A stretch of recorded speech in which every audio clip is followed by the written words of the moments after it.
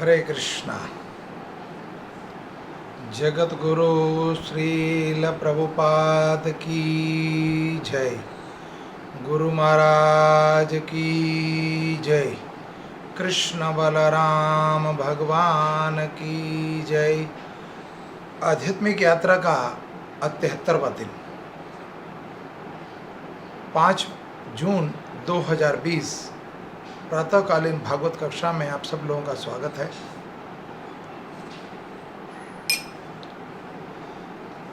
जय राधा माधव कुंज बिहारी, जय राधा माधव कुंज बिहारी, जय गोपी जन वल्लभ गिरवारधारी, जय गोपी जन वल्लभ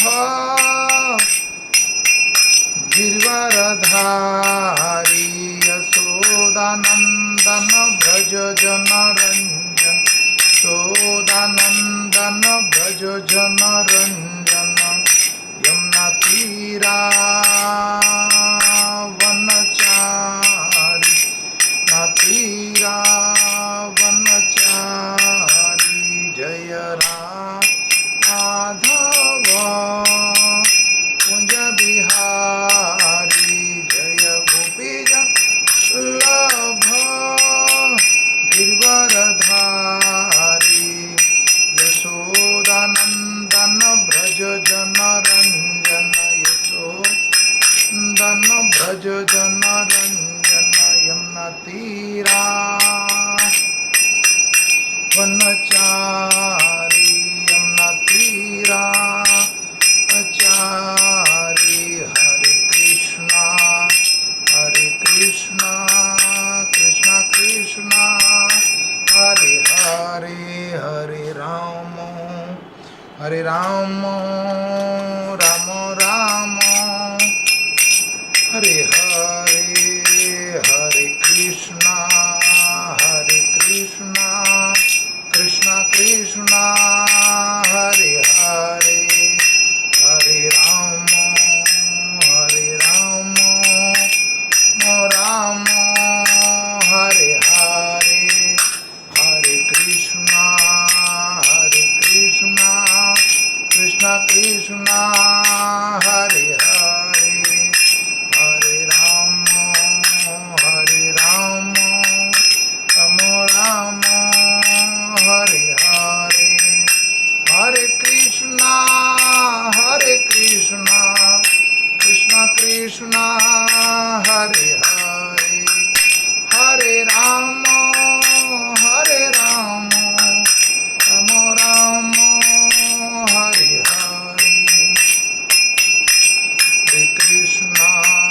हरे कृष्णा कृष्णा कृष्णा हरे हरे,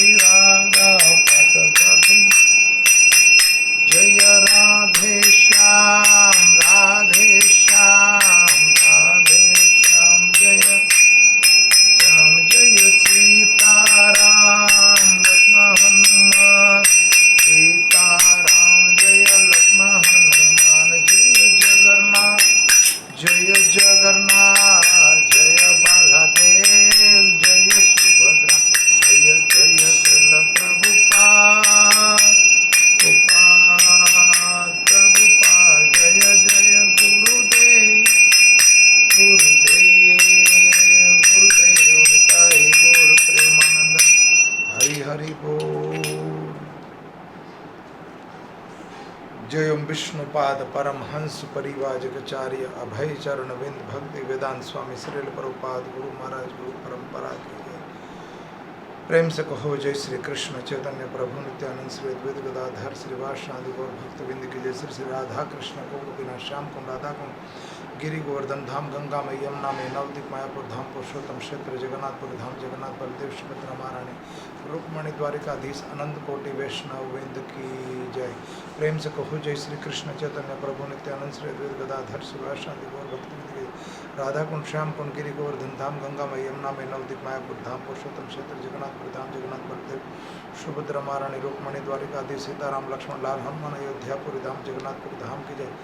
अनंत कोटि वैष्णव वृंद की जय। गुरु महाराज गुरु परंपरा की जय। वृंद देवी तुलसी महारानी भक्ति देवी की जयताई गौर प्रेमानंद हरि हरि। ओम नमो भगवते वासुदेवाय। ओम नमो भगवते वासुदेवाय। नारायणं नमस्कृत्यं नरं चैव नरोत्तमं देवीं सरस्वती व्यासं ततो जयमुदीरयं नष्टप्रायं सुभेद्रेषु नित्यं भागवतं सेवया भगवते उत्तम श्लोके भक्तिर्भवति नैष्टकी कृष्णाय वासुदेवाय देवकी नंदनंदनाय च नंदगोपकुमाराय गोविंदाय नमो नमो।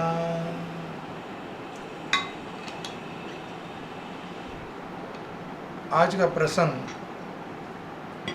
भागवत गीता तीसरा अध्याय कर्म योग और 14वां श्लोक।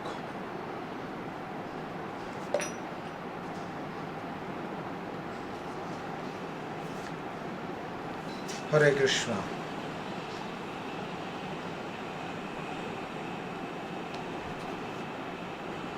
अनभद्रावन्ति भूतानि पर्जन्याद धनसंभवम् यज्ञा भद्रवन्ति पर्जन्यो यज्ञकर्म समुभद्रवा। अनाभद्रवन्ति भूतानि पर्जन्या धनसंभवम् यज्ञा भद्रवन्ति पर्जन्यो यज्ञः कर्म च मुभद्रवा। अनाभद्रवन्ति भूतानि पर्जन्या धनसंभवम् यज्ञा भद्रवन्ति पर्जन्यो यज्ञहं कर्म समुभद्रवम्। शब्दार्थ तात्पर्य और अनुवाद जगत गुरु श्रील प्रभुपाद के द्वारा। जगत गुरु श्रील प्रभुपाद की जय। अन्नात अन्न से भवंती उत्पन्न होते हैं भूतानि भौतिक शरीर पर्जन्यात वर्षा से अन्न का संभवम उत्पादन यज्ञात यज्ञ संपन्न करने से भवती संभवम होती है पर्जन्य वर्षा यज्ञ का संपन्न होना कर्म नियत कर्तव्य से समुभद्रवा उत्पन्न होता है। अनुवाद। सारे प्राणी अन्न पर आश्रित हैं जो वर्षा से उत्पन्न होता है। वर्षा यज्ञ संपन्न करने से होती है और यज्ञ नियत कर्मों से उत्पन्न होता है। तात्पर्य। भगवद गीता के महान टीकाकार श्री बलदेव विद्याभूषण इस प्रकार लिखते हैं, ये परम परमेश्वर जो यज्ञ पुरुष अथवा समस्त यज्ञों के भोक्ता कहलाते हैं, सभी देवताओं के स्वामी हैं। और जिस प्रकार शरीर के अंग पूरी शरीर की सेवा करते हैं, उसी तरह सारे देवता उनकी सेवा करते हैं। इंद्र, चंद्र तथा वरुण जैसे देवता भगवान द्वारा नियुक्त अधिकारी हैं, जो संसार के कार्यों की देखरेख करते हैं। सारे वेद इन देवताओं को प्रश्न करने के लिए यज्ञों का निर्देश करते हैं, जिससे वे अन्न उत्पादन के लिए प्रचुर वायु, प्रकाश तथा जल प्रदान करें। जब कृष्ण की पूजा की जाती है तो उनके अंग स्वरूप देवताओं की भी स्वतः पूजा हो जाती है। अतः देवताओं की अलग से पूजा करने की आवश्यकता नहीं होती। भागवत गीता 3 अध्याय कर्मयोग और 14वां श्लोक, जिसमें भगवान पूरा प्रमाण दे रहे हैं। भगवान प्रमाण दे रहे हैं इसमें कि अन्न इत्यादि जो हमारे जीविका के साधन हैं, वो कैसे उत्पन्न होते हैं और किसके द्वारा उत्पन्न होते हैं। तो अर्जुन ने क्वेश्चन किया, तो अर्जुन के प्रश्न का जवाब दे रहे हैं भगवान। तो अंग स्वरूप ये देवताओं भगवान के अंग स्वरूप हैं तथा पूजा हो जाती है। अतः देवताओं की अलग से पूजा करने की आवश्यकता नहीं है। इस हेतु में कृष्णा भावनामृत भगवत भक्त सर्वप्रथम कृष्ण को भोजन अर्पित करते हैं और तब वो खाते हैं।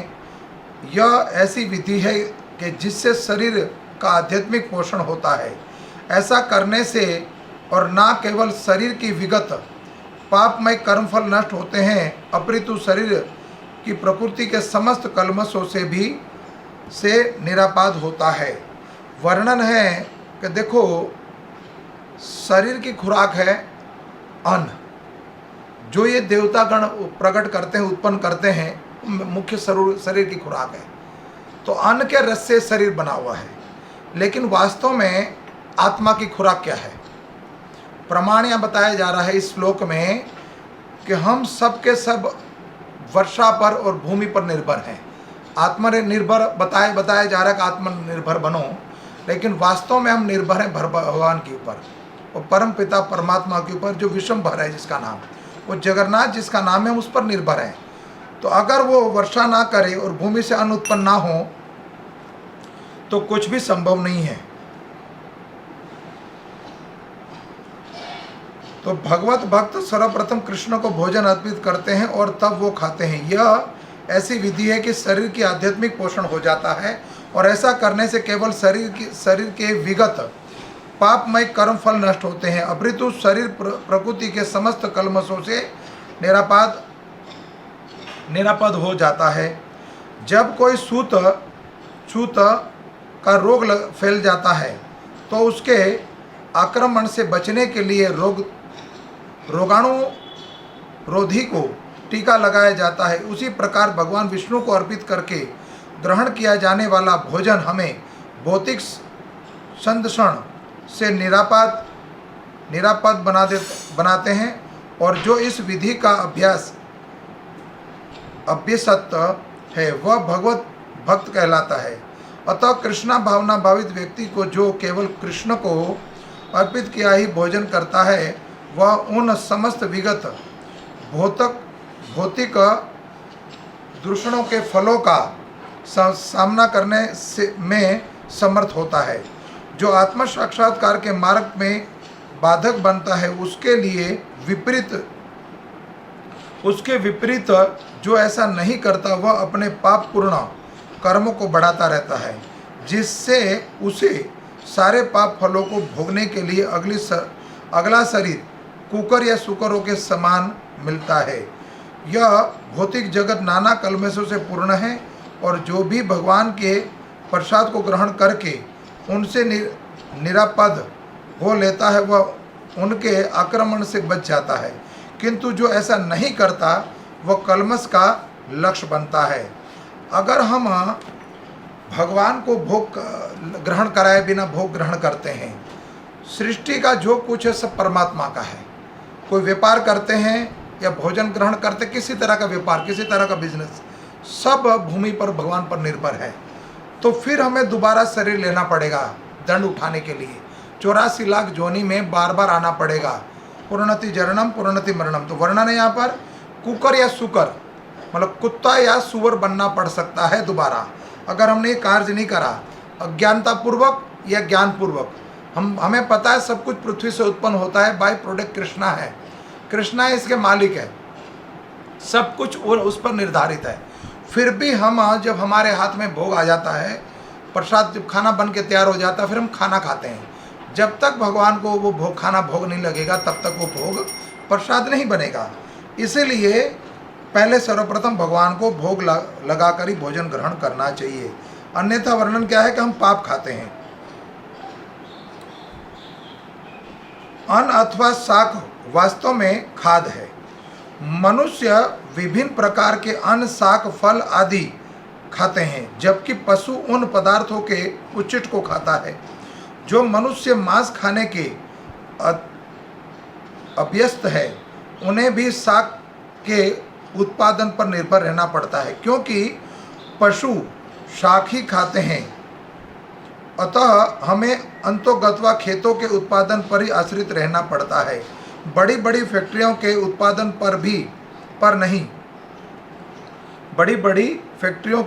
पर नहीं। खेतों का ये उत्पादन आकाश से होने वाली प्रचुर मात्रा में वर्षा पर निर्भर करता है, और ऐसी वर्षा इंद्र, सूर्य, चंद्र आदि देवताओं के द्वारा नियंत्रित होती है, और ये देवता भगवान के दास हैं। भगवान को यज्ञ के द्वारा संतुष्ट रखा जा सकता है। वर्णन कि जो कुछ है सब भगवान पर निर्भर है।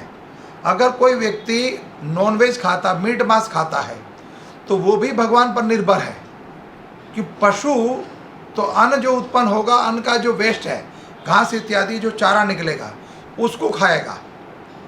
दाल, सब्जी, रोटी इत्यादि तो हम खाते हैं, लेकिन उसके जो वेस्टेज है, उचिष्ट जो बचता है, उसको पशु खाता, उससे उसका शरीर बनता है। अगर कोई मीट मांस पर निर्भर है तो उसको भी वर्षा भगवान पर निर्भर है। वो भगवान के बिना, इस पृथ्वी के बिना कुछ नहीं हो सकता। मांस तो तभी तैयार होगा ना जब पशु तैयार होगा। हम जो कुछ बिजनेस कर रहे हैं, एक बार ध्यान लगा के देखना, कुछ भी कार्य कर रहे हैं सब उस पर आधारित है। वर्णन आगे है थोड़ा सा। अतः जो इन यज्ञों को संपन्न नहीं करता उसे अभाव का सामना करना होगा, यही प्रकृति का नियम है। अतः भोजन के अभाव से बचने के लिए यज्ञ, और विशेष रूप से इस युग के लिए संच्युत संकीर्तन यज्ञ संपन्न करना चाहिए। हरे कृष्णा। ओम अज्ञानम तिमिरम ध्यानस्य ज्ञानजनशलाकया चक्षुरूपम येन तस्मै श्री गुरुवे नमः। वाञ्छाकल्पतरुभक्षा कृपा सिन्धु एव च पतितानां पावनेभ्यो वैष्णवेभ्यो नमो नमो। अनंत कोटि वैष्णव वृंद की जय।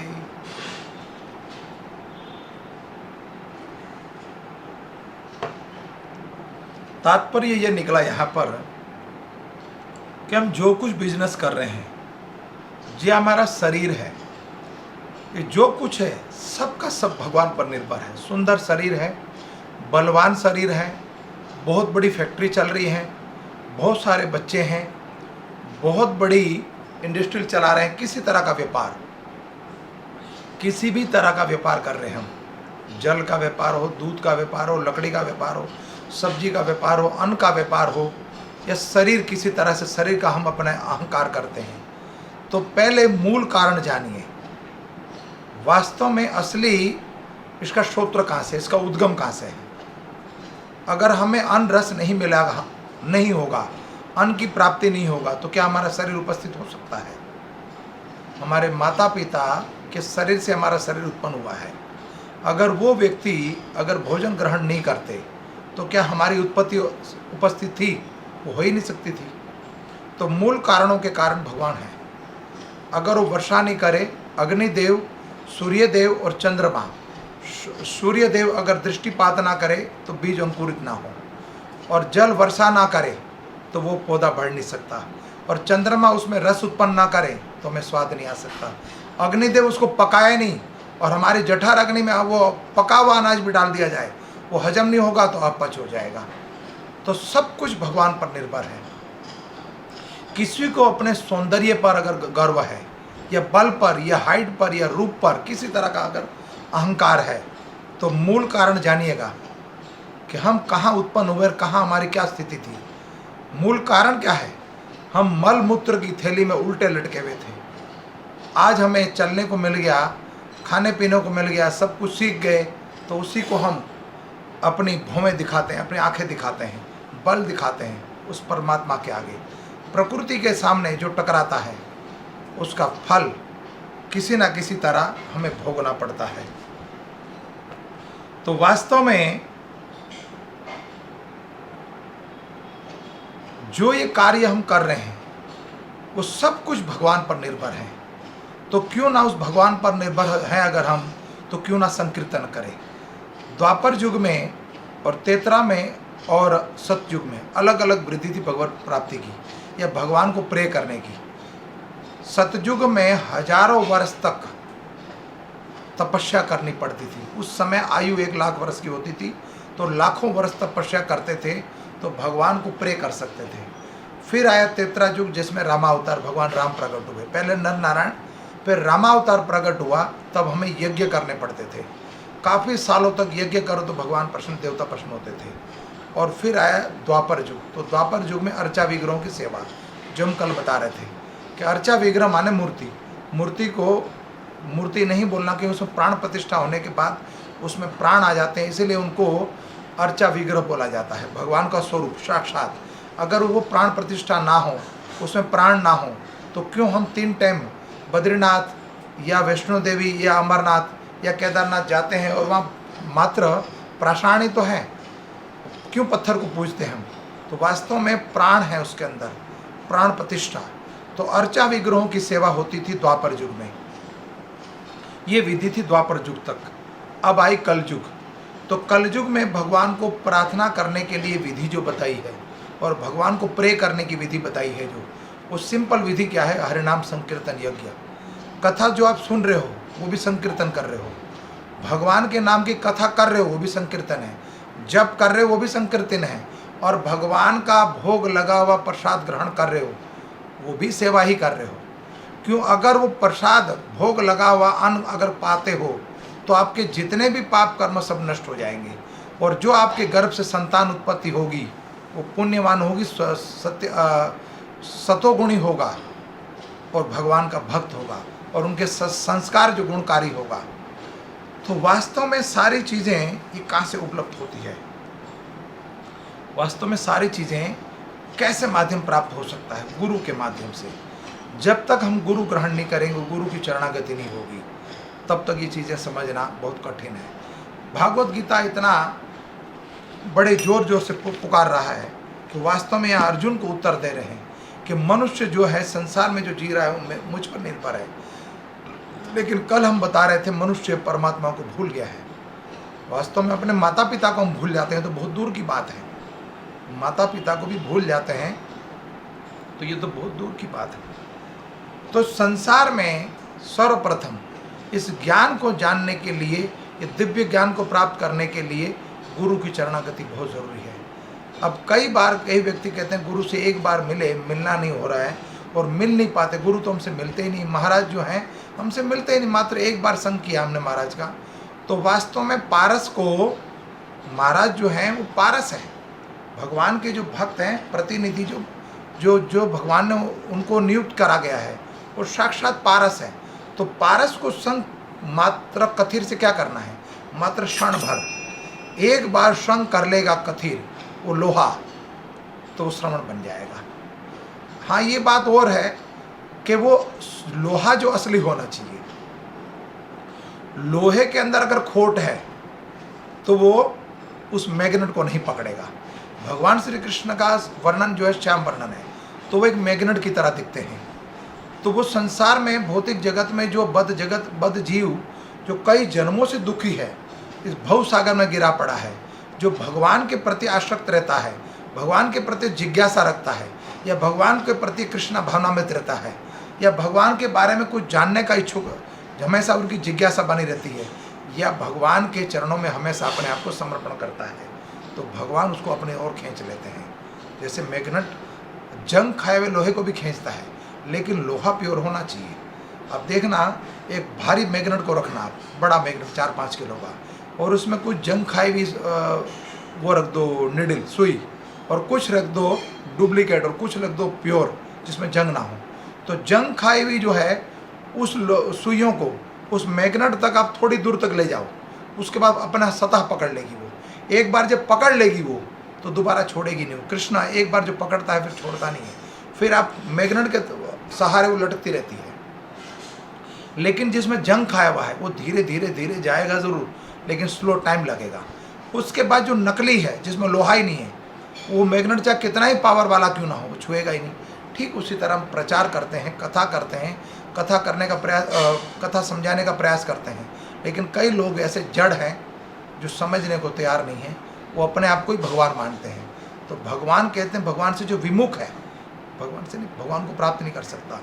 लेकिन जो भगवान के सन्मुख होना चाहता है तो दुखालय से निकल जाएगा वो। तो उसका मुख्य दुख का कारण कि संसार में आसक्त है वो, इस संसार में आसक्त है। तो थोड़ी देर पहले मैंने बोला, इतना आसक्त है कि अपने माँ बाप तक को भी छोड़ सकता है वो। भागवतम के 7वें स्कंद में विदुर जी, उद्धव जी, क्षमा चाहता हूँ, उद्धव जी भी नहीं, क्षमा चाहता हूँ, नारद मुनि युधिष्ठिर महाराज को कथा सुनाते हैं गृहस्थ धर्म के ऊपर, कि गृहस्थ आश्रम क्या है। किसी दिन समय मिलेगा जरूर करेंगे। तो यहाँ पर वर्णन है कि वो इतना शरीर संसार का सुख भोगने में, संसार में इतना आसक्त रहता है कि किसी को, परमात्मा को बहुत दूर की बात है, अपने माँ बाप तक भूल जाता है, और संसार में इतना आसक्त है, और खास करके अपनी पत्नी के प्रति, पत्नी पति के प्रति और पति पत्नी के प्रति। पत्नी समझती है कि पति में सुख है, और पति समझता है कि पत्नी में सुख है। वास्तव में एक दूसरे दोनों को ठग रहे हैं। सुख किसी में नहीं है, न पत्नी में न पति में। इंद्र तृप्ति करने में अगर सुख होता तो जन्मों जन्म इंद्र तृप्ति करता रहता, विषय वासना को भोगता रहता। वो सुख, वो क्षणिक सुख है, मात्र 5 या 10 मिनट का संग करता है, उसके बाद वो सुख नष्ट हो जाता है, समाप्त हो जाता है। जैसे हम ज़्यादा भोजन ग्रहण करते हैं, लिमिट से ज़्यादा, तो भोजन भी जो जिसमें रस ज़्यादा है, जो स्वादिष्ट है, वो भी अपच बन जाता है, तो अधिक नहीं खा सकते। उस तरह संसार का धन भी अधिक इकट्ठा नहीं कर सकते, अधिक संग नहीं कर सकते, अधिक संतान उत्पत्ति नहीं कर सकते, अधिक व्यापार नहीं कर सकते। जो भी कुछ अधिक होगा, अति हो जाएगा, उसकी फिर गति नहीं होगा, फिर अंत होगा। अगर अति भोजन ग्रहण करोगे, अपच होगा। ठीक उसी तरह व्यक्ति संसार में इतना आसक्त है कि कुछ भी याद नहीं है। वास्तव में स्त्री पुरुष जिस शरीर से प्रेम करता है, जिस शरीर सौंदर्य से प्रेम करता है, वो उसके सौंदर्य से प्रेम करता है, रंग रूप से प्रेम करता है। वास्तव में ये बॉडी जो है मल मूत्र से भरी हुई है पूरा। इस शरीर में कुछ भी चीज़ ऐसी बता दो मुझे जो सुगंधित हो, सब दूषित है, सब दुर्गंध है, अशुद्ध है, शुद्ध है ही नहीं। शरीर में कोई सा ऐसा एक अंग बता दो जिससे सुगंधित चीज़ उत्पन्न होती हो। ये मनुष्य देह जो है मृत्यु के बाद कृमि भोजन बनता है, या राख बनता है, या मल बनता है।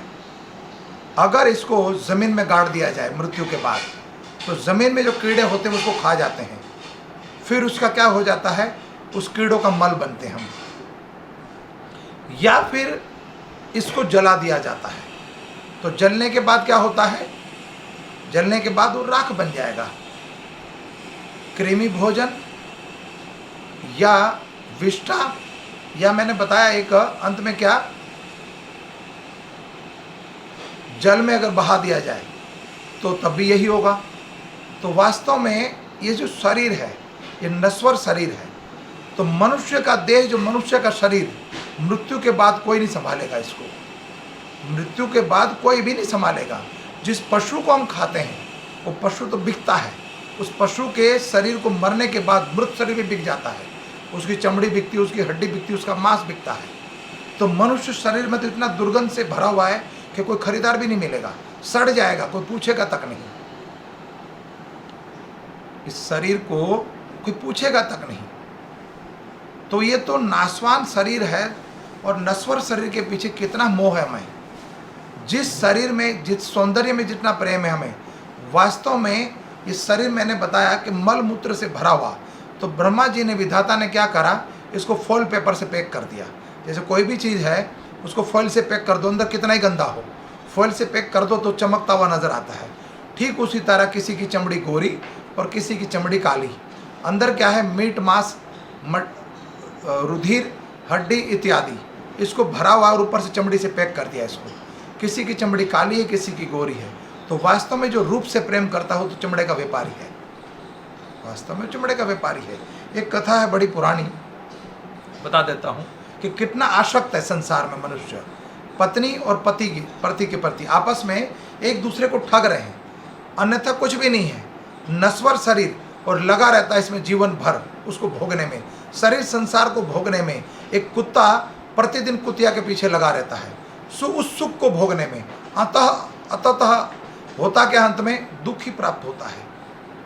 संसार में सुख नहीं है। अगर यही समय हम भगवत प्राप्ति में लगा दिया जाए तो बेड़ा पार, इस दुखालय से निकल कर हम सुखालय जा सकते हैं।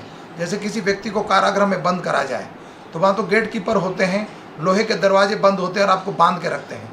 लेकिन संसार में इतना आसक्त होता है, वहाँ से तो निकलना फिर भी आसान है, लेकिन यहाँ से निकल नहीं सकता।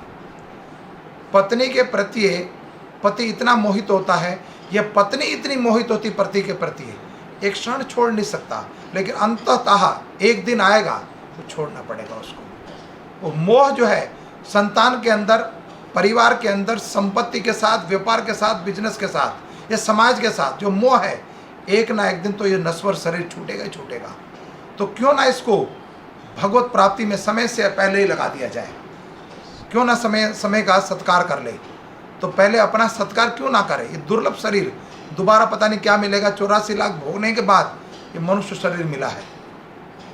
पता नहीं शुकर कुकर कह रहे अभी, इसी अध्याय में बोला, श्लोक में बोला जा रहा है कि दोबारा भोगने के लिए हम शुकर कुकर भी बनना पड़ सकता है। ज़्यादा इंद्र तृप्ति में मन लगा है हमारा तो भोगना पड़ेगा, और भोगने के लिए हमें आना पड़ेगा दोबारा। तो एक छोटी सी कथा है। एक नवाब था, वो नवाब एक विधवा स्त्री को प्रतिदिन देखता था। वो स्त्री जो थी विधवा थी, उसके पति का शरीर शांत हो गया था, तो उसके बाद वो बड़ी सुंदर थी, तो प्रतिदिन उसको देखता था, उस पर आसक्त था। एक दिन उसने उस स्त्री से कह ही दिया, नवाब ने, मैं तुम्हें भोगना चाहता हूँ और तुम्हारा संग करना चाहता हूँ। तो स्त्री अबला थी, अब वो क्या करती कि वास्तव में इसको ज्ञान नहीं है। तो मनुष्य को वास्तव में स्त्री के प्रति, पुरुष के प्रति तत्व ज्ञान नहीं है। नारद मुनि कहते हैं युधिष्ठिर महाराज को कि तत्व का ज्ञान हो जब, तुम्हें तब पता लगेगा स्त्री के अंदर सुख क्या और पुरुष के अंदर सुख क्या है। एक दूसरे को जो भोगना है ये वास्तव में ठगना है। अंत काले खाली हाथ, जब एक चला जाता है तो खाली हाथ रह जाता है, और भोगने भोगते भोगते भोगते शरीर नाश हो जाता है, शरीर खर्च हो रहा है। तो अब वो अबला थी, असहाय थी, तो कैसे बचे। वो बलवान था, नवाब था जो, और नवाबों की कई बेगम होती हैं। कथा में समझते हैं कि जब हम सुनते हैं कई बार बादशाह अकबर की कथा कि बादशाह अकबर को 200 पत्नियां थी, 200 बेगम थी। बेगम माने कोई गम नहीं, तो ये इसको अपनी बेगम बनाना चाहता था। बलवान था वो। अब क्या करे कि 1 सप्ताह बाद मैं तुम्हारा संग करूंगी, 1 सप्ताह बाद मेरे पास आना, मैं तुम्हारा संग करूंगी और तुम्हें तुम्हारे साथ रहूंगी। बादशाह बड़ा उत्साहित था। प्रतिदिन नवाब उसकी तैयारी करता कि 1 सप्ताह आने वाला है, 1 सप्ताह बाद उस सुंदर स्त्री का मैं संग करूंगा। आसक्त था प्रतिदिन उसको। हम जब भी किसी युवा स्त्री को देखता, कलयुग में यही विधि हमारी, कलयुग में हमारी मति ऐसी है, युवा युवती को देखते हैं जो अपनी बेटी के समान है, बहन के समान है, उसको भी भोगने की इच्छा होती है। व्हाट्सएप पे या टीवी पे या किसी जगह चलचित्र को देख लें तो उसको भोगने की इच्छा हो जाती है। एक बार मात्र अजामिल ने देखा था किसी पर स्त्री पर पुरुष का संग, और जीवन का पतन हो गया। अंतकाले मृत्यु की पराजय तब हुई जब भगवत पार्षदों का दर्शन हुआ। तो हम तो प्रतिदिन देख रहे हैं, तो क्या दशा होगी हमारी। न्यूज़ चैनल, टीवी चैनल पर देखते हैं, मोबाइल पर आजकल सब कुछ सुलभ है, 24 घंटा यही देख रहे हैं हम, तो हमारा पतन का कारण तो निश्चित है और पतन होगा ही होगा। तो पतन होने से पहले बच जाए, उस धाम की तैयारी कर लें जो दोबारा उस धाम से वापस नहीं आना पड़ेगा। सुखालय चले जाएं दुखालय से निकल के। ये अनुकूल समय है। मनुष्य देह बड़े बड़े काफ़ी समय तक युगों युगों से तपस्या करने के बाद ये मनुष्य देह प्राप्त हुआ है। तो क्यों ना भगवत प्राप्ति कर ले, कुछ साधन बना ले। और साधन प्राप्त होगा कैसे? गुरु के प्रति चरणागति हो। अब वो व्यक्ति 1 सप्ताह के बाद जाना था तो तैयारी करने लग गया अपनी कि इस तरह से भोगूंगा, वैसे भोगूंगा, कुछ खाने पीने का सामान, सुंदर वस्त्र, सुंदर शरीर, परफ्यूम इत्यादि, अपने आप को सजा धजा के ब्यूटी पार्लर भी जाना, मसाज सेंटर भी जाना, अपने को फिट करना, मैं भोगूंगा उसको। अंततः 1 सप्ताह बीत गया। 1 सप्ताह बाद जब उस स्त्री के घर गया जो प्रतिदिन उसको निहारता था, देखने के बाद उसके घर तक पहुंचा तो दरवाज़ा नॉक किया कि 1 सप्ताह हो गया, मैं आ गया आपको भोगने के लिए।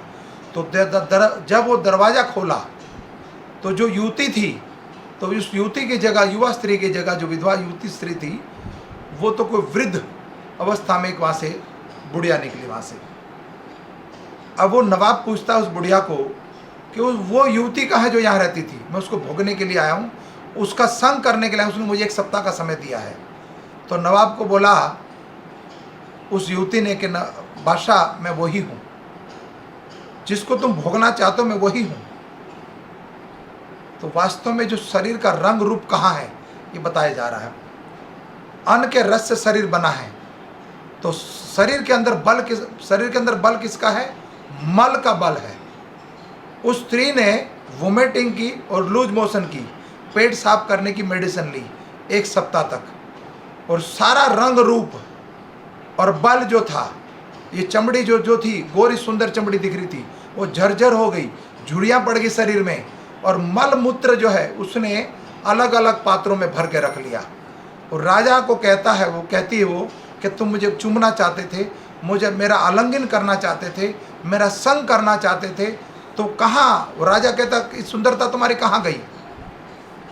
तब उस नवाब को बताया, क्षमा चाहता हूँ नवाब, तो उस नवाब को बताया मेरी सुंदरता तुम्हें दिखाती हूँ, मैं आ जाओ मेरे साथ। तो उस नवाब को दिखाया उस स्त्री ने, एक पात्र में मल, एक में मूत्र, एक में अपने शरीर के बाल, और अपनी वृद्ध अवस्था के कारण जो भी थे अलग अलग पात्र दिखाए, कफ इत्यादि जो था। तो शरीर की जितनी भी दुर्गंध थी, वो जो मेडिसिन खाई, वो सब के सब मल मूत्र के रास्ते बाहर निकल गया, या वोमिटिंग करके बाहर निकला। वो अलग अलग पात्र भरे हुए थे। उस नवाब को दिखाया, ये मेरा रंग, ये मेरा रूप, ये मेरी चमड़ी, ये मेरा बल, ये मेरी युवावस्था, और ये मेरी त्वचा, और ये मेरी सुंदरता। भोगो इसको, चूमो इसको, संग करो, आलिंगन करो।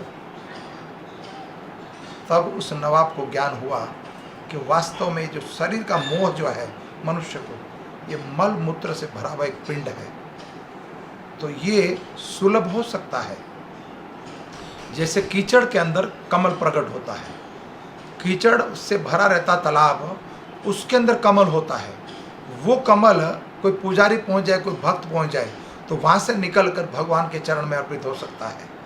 कमल भगवान की सृष्टि है, ब्रह्मा जी की सृष्टि से परे की सृष्टि है। अगर कोई कमल ऑफर करता है भगवान को, तो भगवान जल्दी प्रसन्न होते हैं। भगवान जब प्रकट होते हैं चतुर्भुज रूप में, तो भगवान के हाथ में कमल होता है, शंख, चक्र, गदा और पुष्प, और पुष्प कमल का होता है। तो ये ब्रह्मा जी की सृष्टि नहीं है। अगर कोई भाव से प्रतिदिन भगवान को कमल ऑफर करे, मानसिक सेवा कर दो, मंदिर बंद है तो घर में मानसिक सेवा कर दो कि आप तालाब से कमल लाए और भगवान को ऑफर कर रहे हो, भगवान प्रसन्न हो जाएंगे आपके ऊपर। ठीक उसी तरह ये मल मूत्र से भरे हुए शरीर के अंदर कुछ भी शुद्ध नहीं है, लेकिन आपका मन और आपकी आत्मा शुद्ध है। अगर आपकी आत्मा शुद्ध है, मलिन नहीं है, दुसंगति नहीं करी, कुसंगति नहीं करी आपने, पवित्र है, ये मन पवित्र है, शतोगुणी आहार है आपका। तो यहाँ पर वर्णन आहार का भी बताया गया है। आहार और व्यवहार, हम भजन कर रहे हैं, भक्ति कर रहे हैं, हमारा आहार शुद्ध नहीं हुआ, हमारा व्यवहार सरल नहीं हुआ, तो हम कुछ नहीं कर रहे हैं। तो आहार शुद्ध होगा। भगवान कहते हैं पत्रम पुष्पम फलम एम तोयम, मात्र तुलसी दल, जल, फल और पुष्प अगर मुझे ऑफर करोगे मैं आपका ऋणी हो जाऊंगा। शाकाहारी भोजन भगवान को भोग लगाए, भगवान आपके ऋणी हो जाएंगे। तो उस पुजारी के माध्यम से, उस भक्त के माध्यम से वो कीचड़ से कमल उठाया और भगवान के चरण में अर्पित किया। ठीक उसी तरह ये मल मूत्र से भरा हुआ शरीर, जो नश्वर शरीर है, मृत्यु के बाद कोई भी इसको उठाने वाला नहीं होगा। सुअर तक नहीं, कुत्ता भी नहीं सूंघेगा इसको। उसको ये नश्वर शरीर है। बाकी पशुओं के शरीर तो बिक जाते हैं, आप कुछ देखते हो मार्केट में सब कुछ बिकता है, लेकिन मनुष्य शरीर, इनकी ऐसी दुर्गति होती, कोई पूछने वाला नहीं। इसमें एक चीज़ है पवित्र, आपका आत्मा जो भगवान से विमुख है वो भगवान के सन्मुख हो जाए। आपकी मति शुद्ध कीजिए और भगवान को समर्पण कर दीजिए, भगवान को अर्पण कर दीजिए। आत्मनिर्भर बोलते हो तो भगवान पर निर्भर हो जाइए, तो इस मृत्यु लोक से छूट जाएंगे, दुखालय से छूट जाएंगे। अगर आपके अंदर ये वृत्ति होगी, आपके अंदर ये संस्कार होंगे, तो आपके परिवार में आएंगे। आपके परिवार में आएंगे तो आपके वंशज में बढ़ते जाएंगे, तो आपका पूरा कुंभों का सुधार हो जाएगा। और परिवार में, कुंभ में अगर एक भक्त बन गया, ध्रुव वर्गा या प्रहलाद वर्गा, तो बेड़ा पार हो जाएगा। ये ग्रस्त जीवन में ही सुलभ है सब कुछ। ये सारी प्रोडक्शन जो है ब्रह्मचारियों की, सन्यासों की, भगवान की उत्पत्ति, भगवान का प्रागट्य, संत जो इतने बड़े बड़े संत हुए हैं, ये सब कुछ, और यह ऋषि मुनि, ये सब माँ के गर्भ से प्रकट हुए हैं। और मैं आपके सामने उपस्थित हूँ, मैं भी माँ के गर्भ, स्त्री के गर्भ से उत्पन्न हुआ हूँ, और आप भी स्त्री के गर्भ से उत्पन्न हुए हो। तो पत्नी और पुरुष का जो संग, धर्म पत्नी और धर्म पति बने और आध्यात्मिक पथ को अपनाएं। आध्यात्मिक पथ को अपनाते हुए अपने पुत्र को, अपने भाई को, अपनी बेटी को, अपने माता पिता को भक्ति में लगाइए। भागवतम में ऋषभ देव अपने पुत्रों को कहते हैं, न पुत्र न शिष्या, न माता न शिष्या, न गुरु न भैया न भाई। अगर कोई माता या पिता अपने संतान को उत्पत्ति करता और भगवान की भक्ति नहीं कराता और भगवत प्राप्ति नहीं कराता, तो उसको पुत्र उत्पन्न करने का अधिकार नहीं है। उसकी जिम्मेदारी बनती है उसके संतान को, उनके सखा को, उनके शिष्य को, उनके परिवार को, उनकी बहन बेटी, उनके माँ बाप को भगवान के चरणों में लगाए। वो कपिल मुनि ने अपने माता को लगाया कि नहीं लगाया? प्रहलाद महाराज ने अपने पिता का उद्धार करा कि नहीं करा? ध्रुव महाराज ने अपनी माता का उद्धार करा कि नहीं करा? ये मनुष्य देह में और ग्रस्त परिवार में सब सुलभ है। अगर ग्रस्त जीवन ढंग से सही से निभाया जाए और सही से प्रोडक्शन हो, यहाँ पर धार्मिक धर्म पत्नी और धर्म पुरुष, धर्म पत्नी और धर्म पति हो, तो यहाँ की जो प्रोडक्शन होगी, यहाँ की जो संतान की उत्पत्ति होगी, वो फिर कोई बलवान छत्रपति शिवाजी, महाराणा प्रताप या मीरा जैसा, या सुदामा या नरसी या 12 महाजन बताए गए हैं, या कोई प्रहलाद या कोई ध्रुव प्रकट हो सकता है, कोई नरसी प्रकट हो सकता है, या कोई गोस्वामी तुलसीदास, जगत गुरु श्रील प्रभुपाद, छठ गोस्वामी इत्यादि, कोई भी भक्त प्रकट हो सकता है। ये भक्त और भगवान तो उस स्थान को ढूंढते हैं कि कुछ शुद्ध कोख मिल जाए, शुद्ध कोख मिल जाए तो मैं उसमें जाके प्रकट हो जाऊं। जैसे भगवान प्रकट हुए माता देवकी के गर्भ में, माता कौशल्या के गर्भ में, माता सची के गर्भ में, चैतन्य महाप्रभु, भगवान रामचंद्र जी और भगवान श्री कृष्ण। ये प्रागट्य होने के लिए सब कुछ, ये भारत भूमि पर कोई विरला जीव ऐसा शुद्ध होता है जिसके गर्भ से भगवान के भक्त का या भगवान का प्रागट्य होता है, और होता है हमारे आहार से। इसलिए बताया गया आहार मिलता है वर्षा से, वर्षा मिलती है जमीन में मिलती है, उसके बाद अग्निदेव इत्यादि जो 33 करोड़ देवता है, देवताओं को पूजने की आवश्यकता नहीं है। हमारे शरीर में किसी तरह का जब रोग लगता है तो मुख में ही तो हम दवाई देते हैं, और शरीर को तंदुरुस्त रखने के लिए भोजन भी तो मुख में ही देते हैं हम। तो मुख्य का मतलब है भगवान श्री कृष्ण, जड़ में दे दीजिए। देवतागण जितने हैं सब के सब भगवान के अंग हैं। कथा में वर्णन हो चुका है इससे पहले, समुद्र मंथन से पहले, समुद्र मंथन लीला में, या बलि महाराज के प्रागट्य, बलि महाराज के यहाँ भगवान वामन के प्रागट्य हो, तब भगवान का पूरा विस्तार से वर्णन हो चुका है कि अगर अग्नि में हम होम करते हैं तो भगवान को होम करा रहे हैं, सूर्य देव को जल चढ़ा रहे हैं तो भगवान के नेत्र को, चंद्रमा को प्रणाम कर रहे हैं हम तो भगवान का मन, अगर नदी है, सरोवर है तो भगवान के चरण कमल है, पृथ्वी भगवान के चरण कमल, इत्यादि इत्यादि वर्णन है कथा में। तो तत्व से जानिए पुरुष को और स्त्री को, संसार में जो भी जीव आपके जो परिवार के संबंध हैं, तत्व से जानिए उसकी, उनकी चमड़ी ऊपर से हटा दो तो अंदर क्या भरा हुआ है। जब तक ये शरीर युवा अवस्था में, तब तक, जब शरीर झरझर हो जाएगा तो मोह, ये संबंध परिवार के लोग छोड़ देंगे। रिटायरमेंट जब होगा तो कोई नहीं पूछने वाला। अंतकाले दुर्गति होने वाली शरीर की, तो क्यों ना हम अभी शरीर में सुलभ समय अच्छा अवसर है, तो भगवत प्राप्ति करने का इससे अच्छा अवसर और नहीं मिलेगा। तो क्यों ना हम अपने उस पथ को बदले और गुरु के माध्यम से गुरु का संग करते हुए भगवत प्राप्ति का संग करें, और भगवान ग्रंथ भागवत और भक्त भागवत और दुखालय से निकलकर सुखालय चले जाए। बोलो द्वारिकाधीश भगवान की जय, बांके बिहारी लाल की जय। जय जय श्री राधे श्याम। हरे कृष्णा। जगत गुरु श्रील प्रभुपाद की जय। गुरु महाराज की जय।